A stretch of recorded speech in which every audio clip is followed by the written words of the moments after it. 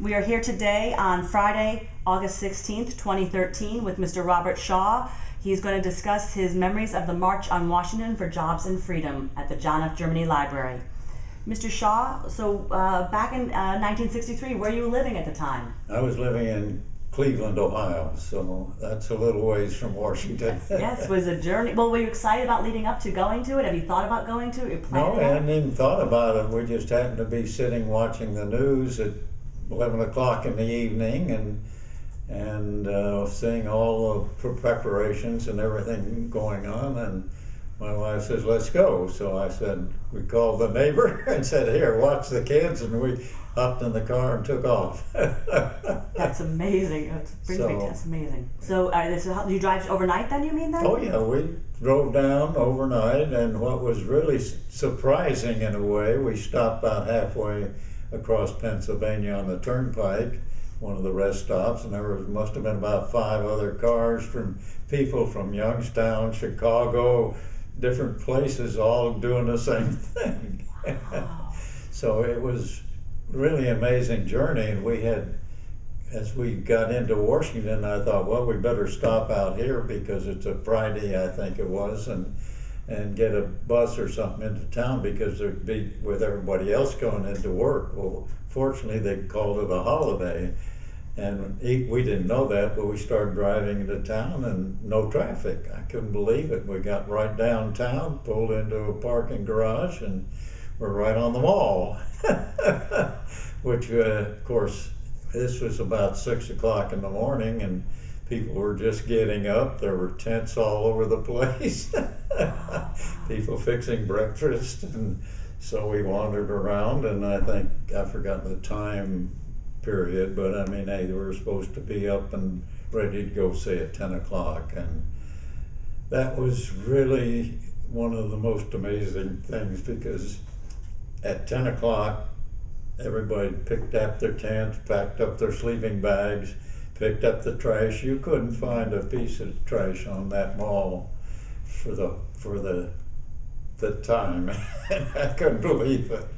And so the march was getting ready to move, and people were getting together, and we said, well, who are we going to march with? So we were just walking around, and there was a few people sitting there, and I said, who are you? Oh, we're the Holy Name Angels from Chicago. Hey, can we march with you? Sure. So we marched with them and down around the center, and back up, and we were about halfway to back up the reflecting pool when Mr. King gave his speech, and gosh, what a memory. So it just blew everybody away, and I don't remember much after that, except there were quite a few congressmen mixed in with the crowds, and we talked to some of them, and as I said, it was just such an amazing experience that I didn't really, I was certainly glad I went, and then we certainly enjoyed it after the march. I mean, everybody sort of dispersed, and I can't remember how we got out of there, but we got home eventually. The people that I've spoke with have mentioned that there were dignitaries or celebrities or whatever, for lack of a better word, just kind of mixing about, milling about, like said congressmen. Mm-hmm. It's very different than today when you have people who have certain areas they get to go to and certain areas you go to, and that they said people were just everywhere. You could talk to people, hang out with people. It was amazing. I talked to probably 2 or 3 congressmen. I mean, they just wandered through the crowd trying to get an impression of what the people were, why they were there, what they were doing, and it just was the spontaneous expression or getting from everybody, I mean, was tremendous. And later on, I made the second march on Washington, but it was much tamer and not quite the same. So, but this was just an amazing experience. That's about all I can say. And there were some musical performances. Do you remember hearing any of the music so much, or is this mostly, like you said, Mr. King kind of No, there were a few, but I think I don't remember Not as too much. much on the music bit. It was, the organization was what was really great. I mean, just as when they said, let's go, I mean, everybody picked up, put their tents and packs in our backs, and away we went. And as I said, it was just such an experience. I said, we started walking along and ran into these people and said, can we march with you? And sure, come ahead. And there were a few National Guard people around, I guess tries to keep order, but really the thing was so well organized that they weren't needed at all. As I said, the organization was more spontaneous, I think, than anything else, because the buses were all stacked up somewhere, I mean, and you could see them, and the people, and I said how they had assembled after to get to the march. It just sort of fell into place, and away we went, and I don't know what else I can say. Leading up to this, had you been political, or had you done protests or active in your community, or was it just more something you wanted to go for the experience of it, really? Well, a little of both. We were never really active. My wife was more into that than I was, and prior to our going to the march, we lived in California for a while, and that was the area of the Black Panthers. And so we had protest marches there, and one of them I remember, we went down to Oakland to march and got involved with, I've forgotten what the group was, but along came about a dozen Black Panthers with their rifles and everything, and we didn't know whether we were going to get in trouble or not, but we were on their side, so everything worked out. That's good for So sure. it was more or less hit or miss into the movement that for black rights. And Did you feel, what was your feelings after the march, and did you feel hope? A lot of people we spoke with said that it really was, they feel a shining moment, in our country's yes. history. People coming together, very non-violently, very positively. Right.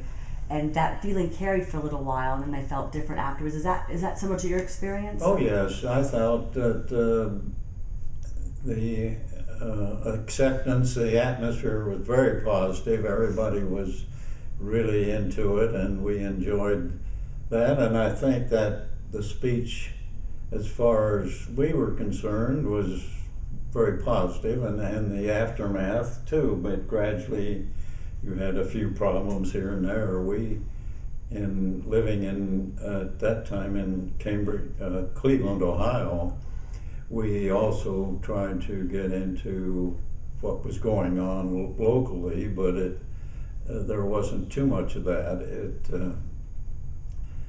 It didn't really seem to take off like it did in California. But of course, it was just very nice to be part of it, and we lived, I remember one experience. We had moved into a neighborhood, and we had gotten together with neighbors just for a get-together, and one of the ladies mentioned something about blacks moving into her neighborhood, which was right on the edge of Shaker Heights, which is a big white neighborhood in Cleveland. And, and she said, when my black family moves in, I'm moving out. I don't know. It was, and we said, why? Because the group we were working with did have two black families in it, and so they couldn't quite understand this lady said. For different times, for sure. But after that, everything was seemingly worked out quite well. I might mention another experience I had that while I was working in Cleveland, this would have been in the this had been after the march, in the early 60s maybe, for extra income, I drove a taxi for about 6 months. In the evening after work, I'd go down, pick up my cab, and drive around. Well, the cab stand was in the black neighborhood, really, in Cleveland, and the theory was, or the story was, that you'd take your cab and you'd wait until you got a call, which normally would be local. Well, the old standard old hand taxi cab drivers, to heck with that, they'd hop the cab and head downtown where all the money was. But I would used to, just for the heck of it, follow around, and you'd end up doing, not driving more than 2 or 3 blocks because families wanted to visit, so it wouldn't take 20 cents hardly to go, and I could spend 2 hours just going back and forth there. So it was quite a nice experience, and I enjoyed that. And one of the really interesting parts, there was a black nightclub, and there was a white lady cashier. She was probably in her 60s anyway, and she'd always leave a word to go home at 11:45. I mean, when the place closed at midnight, and that was when I would get off. So I would always make sure I was in that neighborhood, and I must have picked her up a dozen times, and she still didn't even know my name. But she was very careful. Even after all that, she'd say, all right, now you go down 40th Street and you turn left on 10th Avenue and you go 3 blocks, and that's where I live. So I said, fine, that's the way we go. And she said, the fare is 60 cents or whatever exactly. it was. She had it down pat, so I would do that. And so even after picking her up half a dozen times, she would still tell me this. I said, listen, Mrs. whatever her name was, I know where you live. But that was one of the nice experiences that I had. Did you, when you got back from the march, did friends or family were they curious? Were people go to people or ask you, throughout time as people asked you, were you there? What was that like? Because it seems, now we're celebrating an anniversary, but even still throughout history, I mean, throughout your time, people would ask you, I'm sure. Well, a lot of people thought we were nuts. And yes, I think there was, I can't remember right now, that we did go to, I think, one of the universities for a little conversation, several of us that had made the march, and talked about our experiences and what a nice thing it was. And but that's all I can remember on that. Mm-hmm. So for you, do you think it was a highlight for you? Like you're so glad you went, and it's a wonderful memory? Oh yes, it was a tremendous experience. One of the most nicest ones I've had. I can't remember. I mean, just seeing the crowd, the feeling that they had was such a positive event. There was no negative anywhere as far as the black or white or anything like that. It was people just mixed up. The speech was such a tremendous speech, and just brought everybody together, and it just made a day. And I said, I don't even remember going back home. But well, do you think that I'm sorry, I lost my train of thought. I was listening to what you were saying so much. But do you feel like at the time that it was the impact it would have? Like, did you know that you were in the moment, or I'm witnessing greatness, I'm witnessing an event that will be remembered for years and decades? Did it seem like that, or just kind of seem like one of many things happening at that time? Oh no, I think it was a very great experience, and I think it was going to be something that would be there forever. I mean, as far as I was concerned, because to see that many people and see the camaraderie between the blacks and the whites was such a moving experience. I made the second march on Washington later on when I was living in North Carolina, and we went up on a bus. But I think there were probably 3 white people and 7 or 15 blacks on the bus. It came from a black university.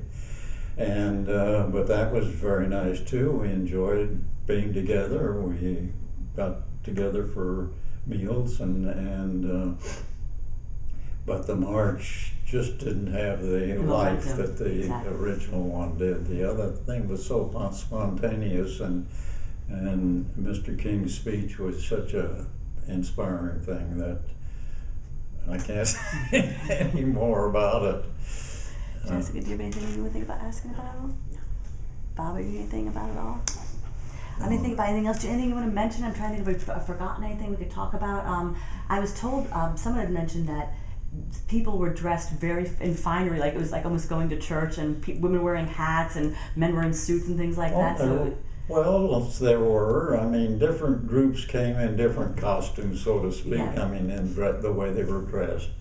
I mean, this black church we marched with were all dressed like they were going to Sunday school. Mm-hmm. I mean, or going to church. Mm-hmm. I mean, there was no T-shirts or Yeah, things like that. Most of the people were dressed nice, like they were going to church, like it was something special, not just something they had to do or anything like that. But, and people had mentioned they said signs. People had signs from where they were from or what their organization was and everything like that. Mm-hmm. And you could just kind of see them everywhere. And people were milling about. I heard that it wasn't like you're just standing one place. You could talk to this person, talk to that person, and all. Well, that's it. We just wandered in and out of the crowd talking to different people. And I said again, at least a half a dozen congressmen came down. I talked to one of them for a few minutes. I mean, they just were amazed to see the people and the way they were acting. I couldn't believe it, and they couldn't either. This one guy, I know he kept shaking his head, and just how the thing was so spontaneous, and how everybody had gotten together, and the way it just went. I mean, later on we learned that particularly the people came by bus and were told to be sure that they didn't leave any trash and things like that, mm-hmm. and to get together and stay together in their march, which was nice. And but for the lot of us that came spontaneously, it was really something. It's interesting because I'm sure the people who organized it would be very pleased to see what you're saying, because you kind of obviously decide overnight to go, and yet you feel like it was this amazingly well-oiled, well-ran machine that you like, but you didn't see the workings of it, but it just looked perfect, which I'm sure they would love to hear that. There was no trash and all that. I can't believe how the people did it. I mean, it was just so like you say, well organized, but it was all spontaneous. There was no organization. People like the people we talked to and the people we went down with, they just said, like, we didn't get up and go, we're going. That is the greatest thing I've ever heard. I just love that. Drive all night just to go. That's wonderful, wonderful. Right. Did you feel, did you think, I mean, the numbers are huge. Anywhere they're saying around 200,000. We think people say 300,000. Did you feel there were that many people there? Did it seem like did it seem like that crazy of a number, or you just kind of felt more neighborhoodly because you're kind of hanging out? I just felt more neighborly. I mean, I would say, in my guess, it would be more of 100,000 rather than 300,000, but the mall is a large place, and looking back at the pictures, you see all these faces out there, but it was not overcrowded. It was just a nice crowd and a nice group, and everything seemed to just fall into place so well. And I said there was no organization or people going around, you do this, you do that, or go here, go that. Everybody just sort of did their own thing and worked very well in my experience, or my guess. And you just don't know how well something like that can happen. Mm-hmm. The second march was not anywhere near as well attended, or even as more organized, I would guess, because you were confined to certain places and different things, and they didn't have the spontaneity that the first one did. but it was a nice experience. So I'm saying, it seems like since you decided so quickly to go, it wasn't like you were looking for one particular person to listen to, because we spoke with a gentleman that was going there to hear a gentleman, what's his name? Mays, from the SNCC leader, the Students Nonviolent Coordinating Committee, whatever. He was going there to see that speaker. You weren't going for a particular speaker or anything, No. just going.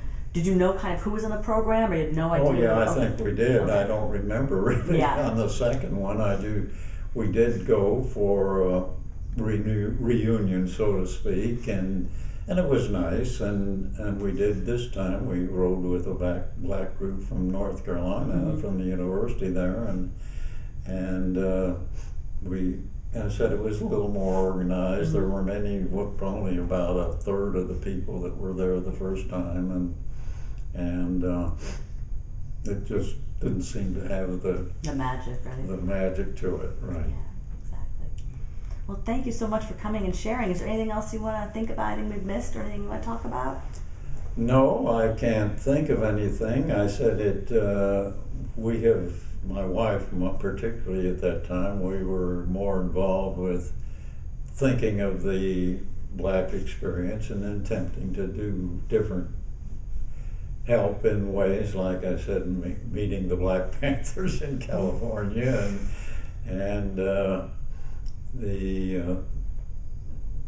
just the different things we would maybe get involved with. And we went in California again. We thought, well, we would go down to one of the black churches for the church services. We did that a couple of times, and this one quite a large church, I forgot, it was an African Methodist church, I don't remember. I mean, we were sitting there and all of a sudden this huge racket, what the heck's going on? This drum and bugle corps came marching down the aisle, and what's the deal? Well, they were trying to raise money so they could go to Washington again, I think. Maybe it was an anniversary or something of the march, and that was quite a surprise. So, but I don't know.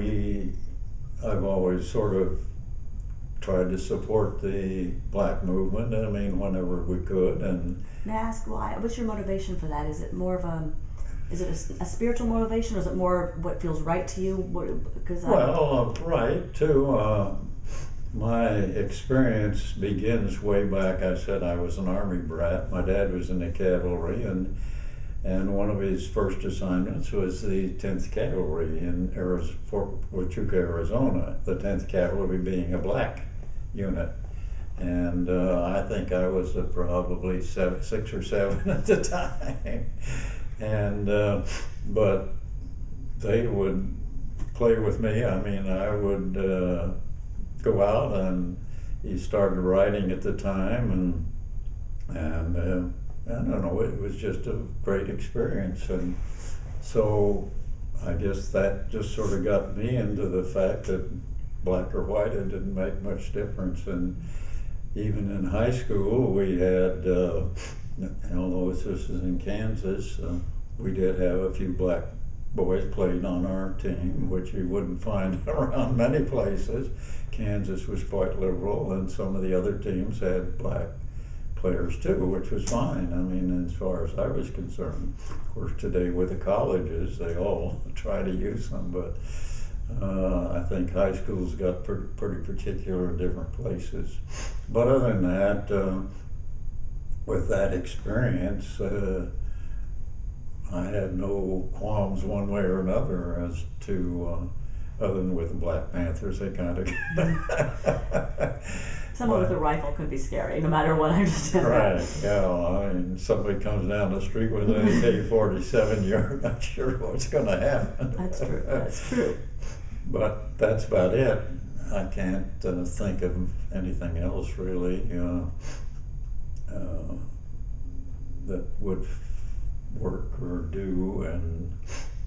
And as far as my own personal experiences, I have no problems anyway. That's wonderful, wonderful. Thank you so much for coming down. I think we're good. It's wonderful. Thank you. We're going to shut this off now.